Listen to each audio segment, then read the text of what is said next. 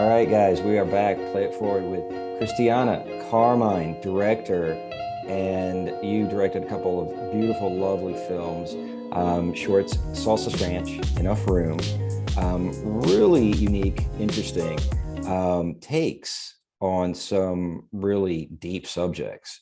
Um, so, Christiana, welcome to the show. Thanks for being here. Thanks for having me. This is great. Cool. Well, would you like to introduce yourself in any way, share anything that you might be thinking prior to my diving into the three questions? No, dive right on All in. right, I'm diving. Okay, cool. So, there's just three questions, and what I will say again, in prefacing your film, you really took some deep subjects and really took a lighthearted take on those subjects, and it was really unique, really unique. So the first question is, and you can talk about Solstice Ranch or Enough Room together, collectively, independently. What was or were the inspiration for those films inside yourself? What was the motives that connected you to those stories and that said, I'm going to take this on? Well, with Solstice Ranch, it was really kind of um, a serendipitous situation. Was friends with the producers of the film through mutual connections and that sort of thing, and they had lost their original director. And when I read the script, I was like, you know, it. I have so much affection for the '90s for obvious reasons, and just also too as a former yoga instructor, I was really connected to these four friends going on this trip to sort of reconnect with themselves and for the brother and sister in the film to sort of move through the loss of their father. And I love comedy, so it was a nice spin on things that are happening in real life to real people during a very nostalgic period of time for me. And that really is what one of the many reasons that drew me to the film. And I was working with really, really talented actors and who really had a very beautiful relationship before they started doing the film. So that really translates on camera. So it made my job very easy. Mm, mm. And delightful. Their chemistry on screen is fantastic. And with regard to Enough Room, as a mixed race person, I face microaggressions on a daily basis. And so when I was first approached by Bobby Becerra, who is the executive producer, and it was based on an experience that she had in real life, I was like, yeah, sign me up. Yeah. I think and we've seen so much with relation to racial tension, racial circumstances, and microaggressions and all of these other kind of things, particularly since George Floyd's murder. It's been very heavy and dark, and it's not like people of color walk through the world not ever laughing at some of the things that dumb people say. So the writer, Lauren Chavez Myers, really took the story and gave it some levity. And all three of us who produced the film are women of color. So it was really another opportunity to sort of shine a light on certain things without being dark about it and being lighthearted. And with Enough Room, we get so many people say, oh my gosh, the character, like, she doesn't get mad and she doesn't yell at the guy and all of these other things. And that's not how Bobby was or is, but also it allows for us as the filmmakers behind the film to tell audiences there can be conversation. We don't have to table flip and flip people off and run out of the room saying you're a racist asshole, pardon my French. Yeah, for But, sure. like, we can open up for a conversation like, hey, this is why that's not okay. And And I think it's just a really wonderful way to open the conversation, right? Yeah. Um, there's enough room for conversation, Yeah. for maybe a change in how we approach people who might say things that are not are quite incendiary. And so yeah, so it just, they both really very different films, but both obviously in the vein of comedy, and drew me in for different reasons. But I think the big overarching reason for both, if I had to, because they're both very different stories, would be, I love the craft and I love creating and with working with story, and is just wonderful. The thing that's awesome. I mean, I really enjoyed both of the films, and the thing that I saw that they shared, were these strong subjects. They really did have these strong subjects taken on this lighthearted way.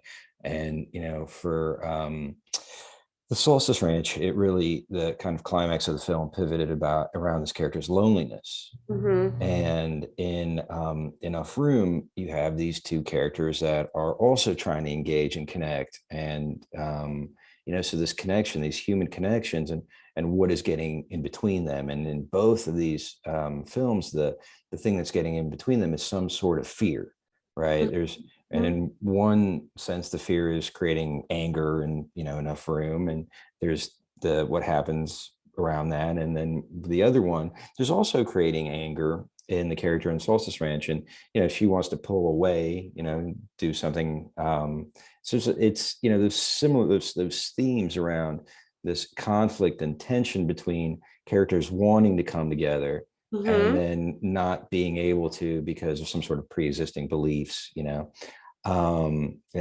that, I think, is a theme that we can all resonate with in our Sure. lives, right? Yeah. We want to come together with people that we know, don't know, love, want to create this unity, and then there's these things that we butt up against, and how do we overcome them? And both of those films suggest a way to overcome those limitations. Yeah. And I I never would thought of be, that, but yeah. yeah, yeah. Well, that's part of the show. This is kind of a therapy session for filmmakers. I like to, take them to like that place where these, human dynamics are coming into play, and then how are those human dynamics mirrored in your own life, Right. and then, in your work. And that's Right. where I really find the interesting part. It's like having those aha moments with, oh yeah, yeah, okay, my life is in that work. And now that I reflect on it, what is it saying? So the second question is, the messages of the films. I think it would be most interesting for me to hear you talk about those points of resolution, like what, when we can't come together, or the difficulty in coming together as people. Each film kind of proposes maybe something a little unique as a solution. So can you talk about the messages of each film in terms of a solution? Well, I think with um with Enough Room, the resolution can obviously happen with discussion, with open-mindedness, right? With allowing people to have a conversation, to work through their preconceived notions or their ideas about people of different races and ethnicities. And when you have an opinion, um, you're kind of closed off to change. But when you remain open, and you remain willing to learn, then you really are just keeping that door open for a conversation to it might not work, right? It might not work. You might hear somebody else's side, and you still have this preconceived notion, and that's just going to be the way that. But when you take the time to actually listen to another person's point of view, I think that really can come to bring people to some sort of resolution, to some sort of a solution. And if it doesn't work, then at least both parties tried their best, right? Yeah, yeah. And with Solstice Ranch, I think the conversation between Christy and why am I forgetting his name in the film? Oops. When We'll she's cut like, that. when he's like, it's not about you, this isn't about you. Right. This is about two people that, have feelings for each other and want to be together. And it just happens to be your brother and your best friend. Tough crap. Yeah. I think that having sometimes those hard conversations with people that you love, they're difficult, and you have to give a little tough love, and say, you can't keep two people from being together because why? And I think having those two having that conversation and coming to a resolution was because of her friend saying, you got to let this go. This is not about you. And him taking a stance, and him having the chutzpah, if you will, for lack of a better term, That's great.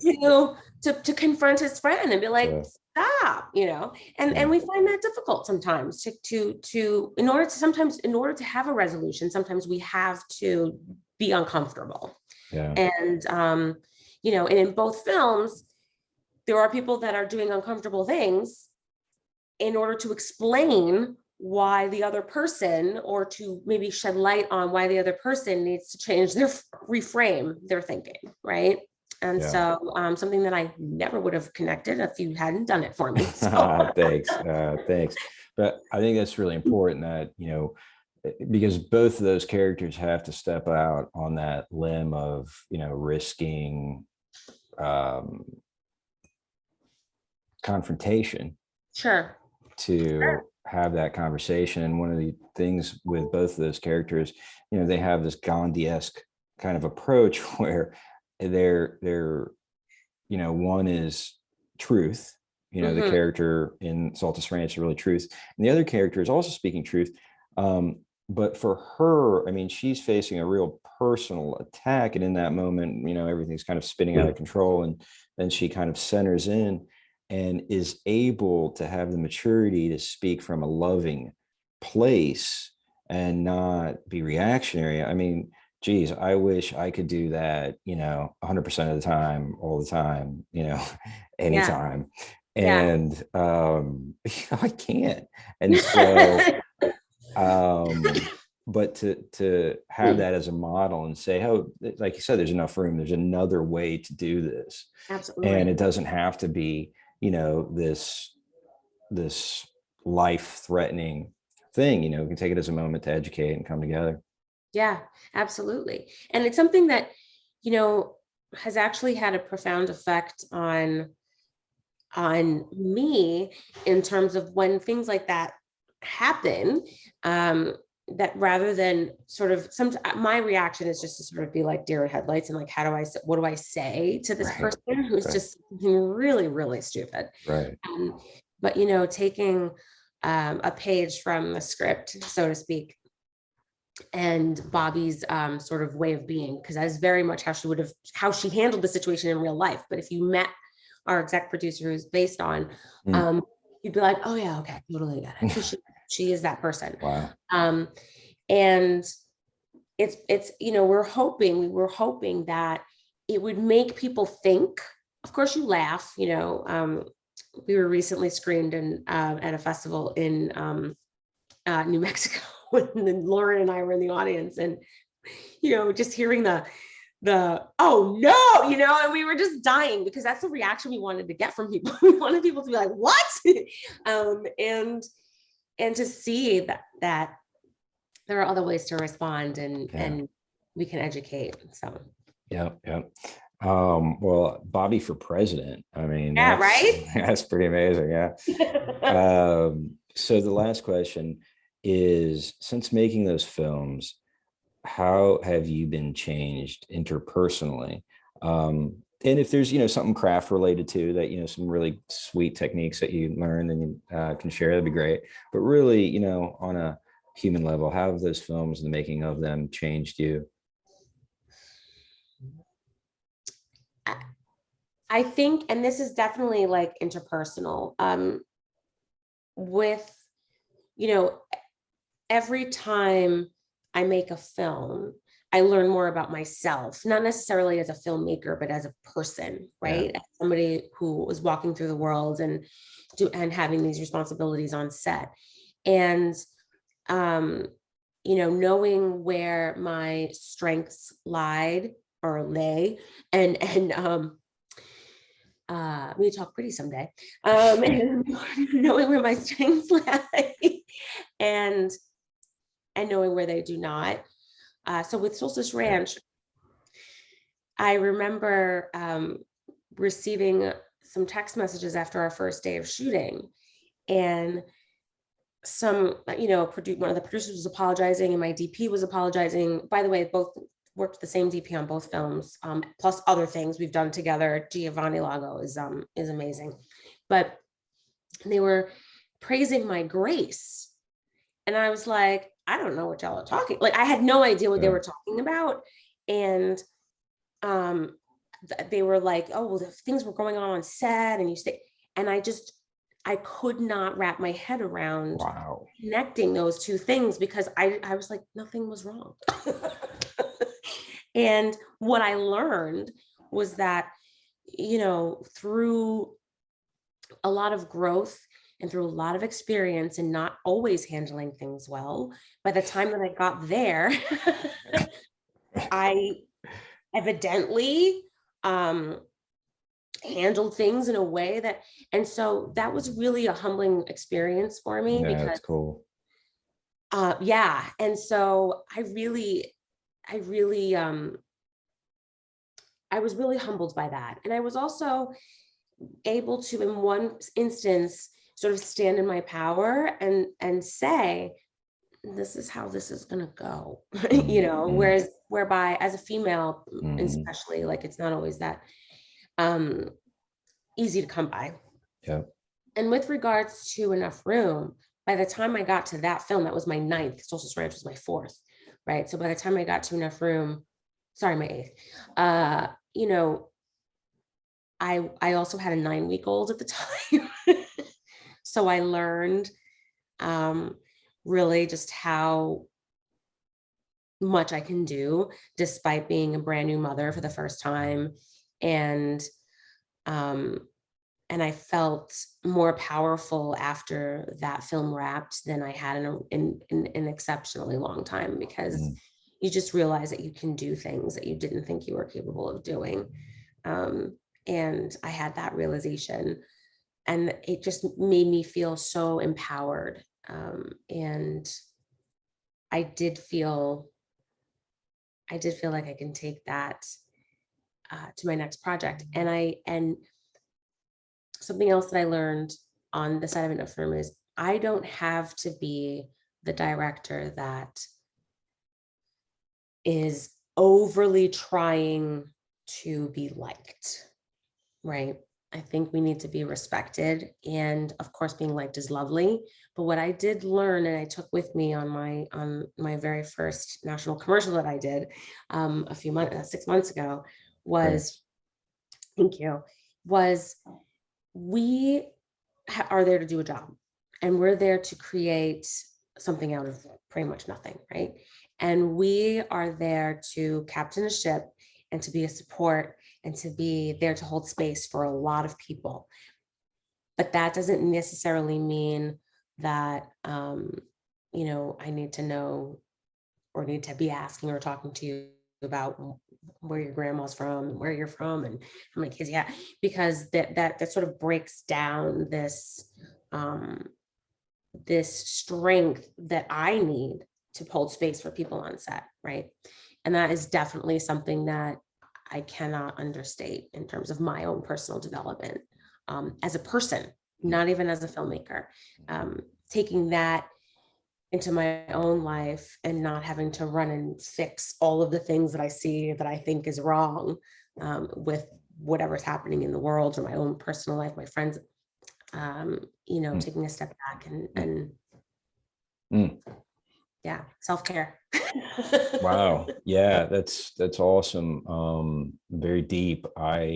wonder what, I haven't heard it quite put in that way. And it's really interesting. What do you mean by holding space? I kind of have an idea of it, but can you, make that a little more concrete for people? Sure. Yeah. Yeah. So, it's a very woo-woo term that we use a lot in the yoga world. But when we're holding space for other people, we're genuinely allowing people to be where they are, right? Mm, And we're meeting them where they're at, mm, and we are allowing them to mm, have their grievances or their, whatever, their meltdowns or their joys, right? And that can be very energy depleting. mm. But it's important as an individual that we know when our energy is being depleted, and when we need to refill our well, right, of reserves, and being able to slice along the way where how much we can give of ourselves, right? And so for me as a director and as a person, Mm. I love holding space for other people. I haven't always been good at refilling the well, and I'm Yeah. much better at that now. And yeah, I think that we can take those things from our personal lives, our interpersonal relationships, and bring them to those relationships that we have to have on set. Yeah, it's really interesting. I'm reflecting on my own highs and lows as a director, and really comparing the differences between them. And when you're saying holding space, I'm like, as we define it, I'm like, oh yeah, I know what you mean. And for myself, I'm reflecting on like allowing people to be who they are, Right. and maybe a way of, like kind of making it less of an energy output, or not an energy output at all for the director, for you, for me. It's just like there's no judgment.